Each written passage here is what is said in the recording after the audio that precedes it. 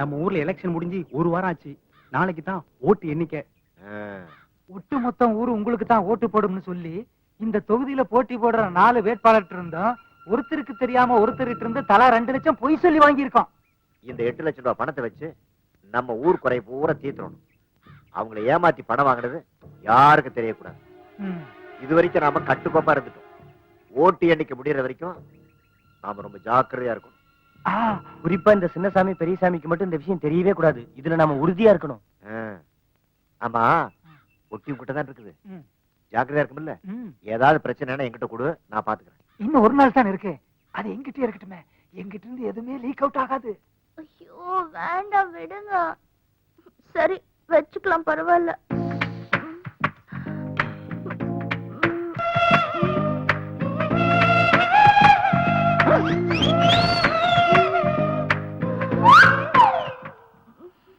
பாட்டி, சூட்டு வலிக்கு இதான் சரியான வைத்தியம். அந்த காலத்துல வயிற்று வலினா வழக்கணையை தான் தடவும். அரை மணி நேரம் ஆசையாம படுத்துரு, எல்லாம் சரியா போயிடும். 6 மணி நேரம் ஒரே இடத்துல என்னால படுக்க முடியாது பாட்டி. அப்படி யாருடிவா வயசு பொண்ணு அரை மணி நேரம் ஆசையாம படுத்துக்க முடியாதா? சைக்கிள் த்ரூ புடிச்சா என்ன போடுவாங்க, பைக் த்ரூ புடிச்சா என்ன போடுவாங்க? இங்க என்ன பிரச்சனை? வயிற்று வலின்னு சொன்னா அதான் என்ன தடவி விட்டுட்டு இருக்கேன். ஏண்டா 2 வயசு பொண்ணுங்க இருக்கும், இங்க உனக்கு என்ன வேலை? போ. நான் அதை யோசிச்சேன். நீ போயிரு, நான் பாத்துக்கிறேன். போடாங்கறல்ல எனக்கு கூட போடா. மேல வலிக்கு வலிக்கும். போடா தாத்தா. நீ மகராசனா இரியா.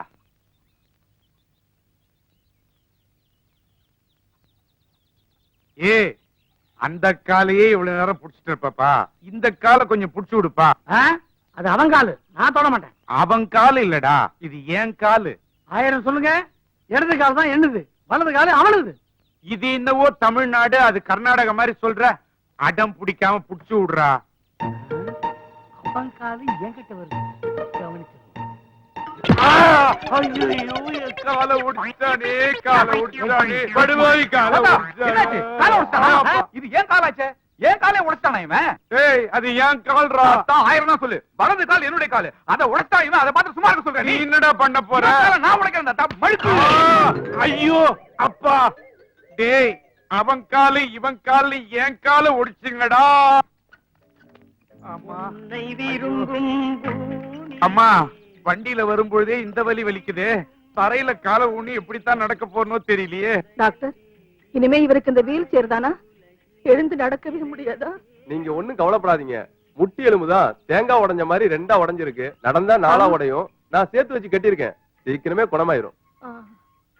இத வச்சு நடந்து பழக சொல்லுங்க, நான் வரேங்க.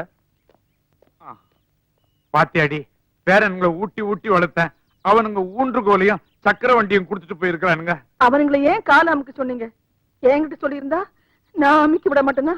நல்ல வேலை கால அமுக்க சொன்னீங்க. இதே கழுத்து அமுக்க சொன்னீங்க. ஆமா.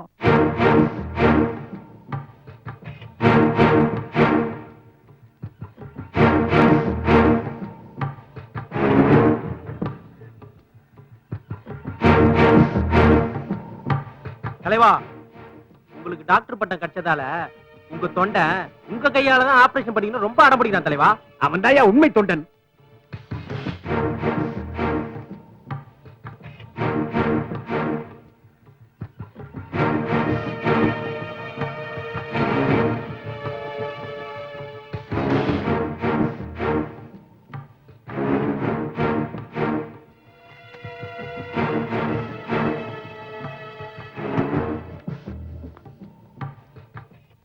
அடுத்து நம்ம சிங்கப்பட்டி ஓட்டு தானே என்ன போறாங்க? இந்த பொட்டியத்தான் நான் எதிர்பார்த்துக்கிட்டு இருந்தேன்.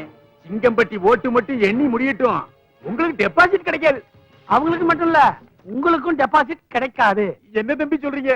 உங்ககிட்ட இருந்து 2 லட்சம் ரூபாய் எங்க ஊர்க்காரங்க வாங்கிருக்காங்களா இல்லையா? ஆமா. உங்க 3 பேர்கிட்டயும் தலா 2 லட்சம் வாங்கிருக்காங்களா? ஆமா. ஆக ஒருத்தருக்கு தெரியாம ஒருத்தர்கிட்ட மொத்தமா 8 லட்சம் ரூபாய் எங்க ஊர்க்காரங்க ஏப்ப விட்டுருக்காங்க. இந்த ஊர் முழுக்க ஒரு சுயேட்சை வேட்பாளருக்கு ஓட்டு போட்டாங்க. உங்களுக்கு அல்வா கொடுத்தாங்க. ஆமா, இந்த விஷயம் உங்களுக்கு எப்படி தெரியும்? இந்த ஊர் பெருசு ஒண்ணு 1000 ரூபாய் நோட்டா செலவு பண்ணிட்டு இருந்துச்சு. அத கப்புன்னு புடிச்சு கேட்டா விஷயம் தெரிஞ்சிச்சு. நீங்க 1000 ரூபாய் நோட்டா கொடுத்தீங்களா? அரசியல்வாதிகளுக்கே ஆப்பா. நாங்கெல்லாம் சேட்டை பண்ண ஆரம்பிச்சோம்னா இந்த நாடே தாங்காது. அதுக்கப்புறம் சிங்கம்பட்டி ஊரே வந்து அசிங்கம்பட்டி ஆயிரும். ஆமா தம்பி, உன் பேர் என்ன? என் பேரு சின்னசாமி. என் பேரு பெரிய சாமி சாமி மாதிரி வந்து உண்மையை சொன்னீங்க. நாங்கெல்லாம் அரசியல்வாதிகள், எலெக்ஷன் நேரத்துல மட்டும் அடிச்சுப்போம், மத்தபடி பூரை அடிச்சு உலகில போடுற விஷயத்துல ஒற்றுமையா தான் இருப்போங்கிற நிரூபிப்போம். வாங்க நம்மளோட இன்றைய கடமை இது போதும். சும்மா சும்மா தலையில அடிக்காதயா, ஏற்கனவே எனக்கு தலைவலி, நெஞ்சில் அடிக்காதயா, எனக்கு ஹார்ட் அட்டாக் வந்திருக்குது.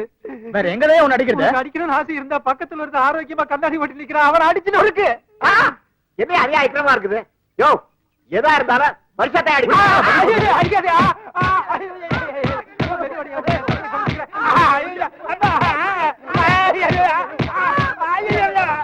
ஏண்டா எவ்வளவு கொழுப்புடா உங்களுக்கு? நாங்க செய்யற வேலையை நீங்க செய்றீங்களா? அப்புறம் அரசியல்வாதி எங்களுக்கு என்னடா மரியாதை? 50 வருஷம் அரசியல் வாழ்க்கையில டெபாசிட் இல்லாம தோத்து போனது இதான் முதல் தடவை. பெரிய கலங்கத்தை உண்டு பண்ணிட்டீங்களடா. ஏயா 7,95,000 ரூபாய் தான் இந்த பொட்டியில இருக்கு. மீதி 5,000 சுட்டிட்டீங்களா? ஐயா, அடிக்கிறது நிறுத்த சொல்லிட்டீங்க, எங்களெல்லாம் கொஞ்சம் அவுத்தோட சொல்லுங்க ஐயா. ஓடி போயிட்டேன்னா ஐயா, வட்டிக்கு படம் வாங்கியது 5,000 ரூபாய் திருப்பி கொடுத்துறேன் ஐயா. அதுக்கு எங்கிட்ட தானே வருவேன். ஏங்க, உங்களுக்கு இந்த விஷயத்தை யாருங்க சொன்னது? சின்னசாமி பெரியசாமி தான் சொன்னாங்க. அவங்க மட்டும் சொல்லலனா இந்த விஷயம் எங்களுக்கு தெரியாம போயிருக்கும். சின்ன சாமி பெரிய சாமியா? அவங்க கிட்ட சொன்னது யாரியா? நமக்குள்ள யார் அந்த கருப்பாடு? அந்த கருப்பாடு நான் கொடுத்த 1000 ரூபாய் நோட்டை ஜாலியா செலவு பண்றத அவங்க பாத்துக்காங்க. உங்களுக்கு எவ்வளவு நெஞ்செழுத்துண்டா?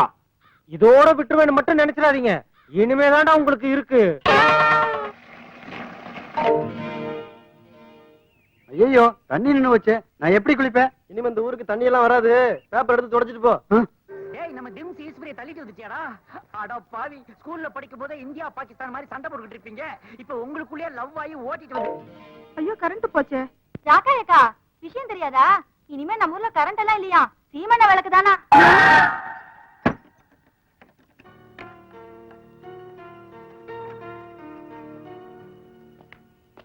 என்ன டாக்டர், எங்க எல்லாரையும் வெளியே தள்ளி கதவை சாத்திட்டீங்க?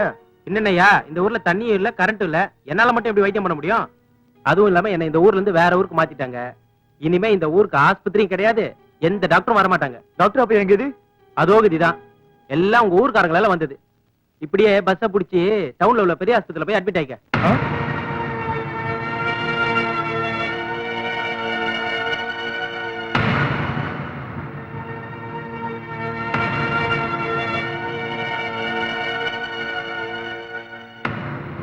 ஐயா, இந்த ஊர்ல உங்க பேரனுங்க எத்தனையோ சேட்டை பண்ணிருக்காங்க, அது எல்லாம் நாங்க பெருசு எடுத்துக்கல.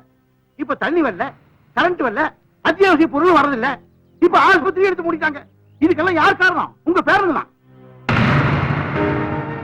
அதனால நாங்கெல்லாம் உயிர் வாழ்றதே பெரிய பிரச்சனையா இருக்குதுங்க. தயவு செஞ்சு உங்க பேரங்களை இந்த ஊர் விட்டே போக சொல்லிருங்க, அப்பதான் நாங்கெல்லாம் நிம்மதியா இருக்க முடியுங்க. இதுவே வேற ஆளா இருந்தா அடிச்சு அனுப்பிச்சிருப்போம். உங்க பேரங்கிறதுனாலதான் இவ்வளவு பொறுமையா இருக்கும். அதனாலதான் சொல்றேன், அவங்க 2 பேரையும் ஊரை விட்டு அனுப்பிச்சிருங்க. ஆத்தி, இதுக்கு நான் சம்மதிக்கவே மாட்டேன். என் பேர பிள்ளைங்க பச்சை குழந்தைங்க மாதிரி, அவங்க வேற ஊருக்கு போய் கஷ்டப்படுறத என்னால தாங்கிக்கவே முடியாது. இந்தா மரியாதையை உள்ள போ, இல்ல உன்னையும் ஊரை விட்டு அனுப்பிடுவேன். அவனுங்க ஏன் பேரனுங்கடி, எங்க போனாலும் பொழைச்சுக்குவானுங்க. இந்த ஊரை விட்டு போனாதான் வெளி உலகம் என்னன்னு அவனுக்கு தெரிஞ்சுக்குவானுங்க. நீ உள்ள போ. நீ உள்ளவா பேசிக்கிறேன். இத பாருங்கய்யா, நாளை காலையில என் பேரனுங்க இந்த ஊரை விட்டு போயிருவானுங்க. போதுமா? போங்கய்யா. ரொம்ப நன்றி.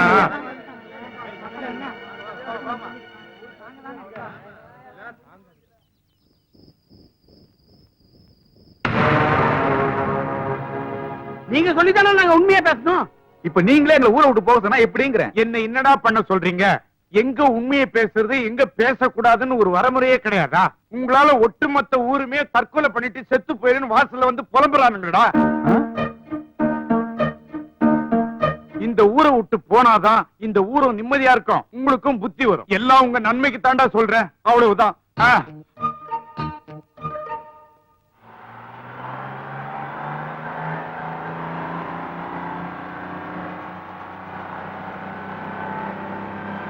ஆமாக்கா, ஊர்ல வச்சிருக்கேன், மறந்துடாம எடுத்துட்டுங்க. வாரம் எழுந்து வச்சு குடிச்சிருங்க. டேய், இங்க முழிக்கிற மாதிரி பட்டணத்துல போய் முழிச்சுங்க, உங்களுக்கு தெரியாமலே ஜட்டி பண்ணின்னு உருவி விடுவானுங்க. அதே எனக்கு கூட ஒரு தடவை அப்படித்தான் உருவிட்டாங்க. தெரியும். இவன் வேற கரெக்ட் டைம் வந்து சேர்ந்துட்டான். நிறுத்தியா? தயங்காம போங்க தம்பி, உங்க செலவுக்கு மாசம் மாசம் ஊர்ல இருந்து பணம் அனுப்பி வைக்கிறோம். பாத்தியாரா நம்ம நிலைமைய? காந்தி மாதிரி இருந்து இந்த ஊருக்கு நல்லது பண்ணலாம்னு நினைச்சோம், நம்மள கோட்சேவாக்கி ஊரை விட்டு துரத்துறாங்க. அப்ப நாங்க போயிட்டு வரட்டுங்களா? போங்க தம்பி, வரணுங்கிற அவசியம் இல்ல.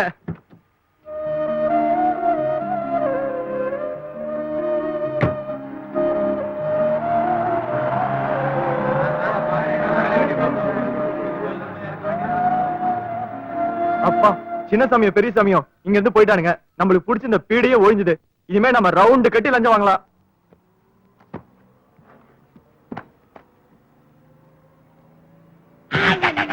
கூலிங் கிளாஸ் தான் போட்டு ஸ்டைலா உட்கார மட்டும் தெரியுது. சீட் நம்பர் பார்த்து உட்கார மாட்டியா? இது நாங்க புக் பண்ண சீட்டியா? உன் சீட்டை போய் உட்காரு.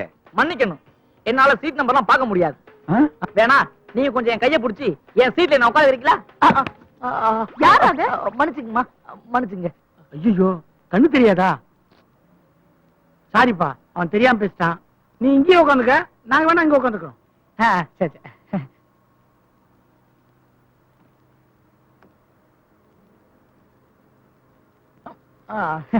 பிஸ்கட் எடுத்துங்க சார். தேங்க்யூ. சார் நீங்களே எடுத்துக்கங்க. டேய் ஒண்ணு போதும்டா. ஓகே.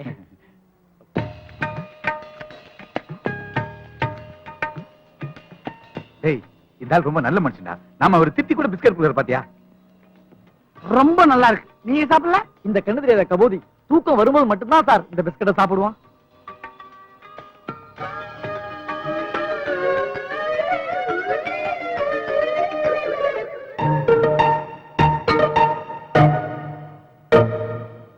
என் மனவானில் சிறகை விரிக்கும் வண்ணப் பறவைகளே, என் பிஸ்கட்டை சாப்பிட்டால் உங்கள் கண்கள் தானாய் மூடிக்கொள்ளும்.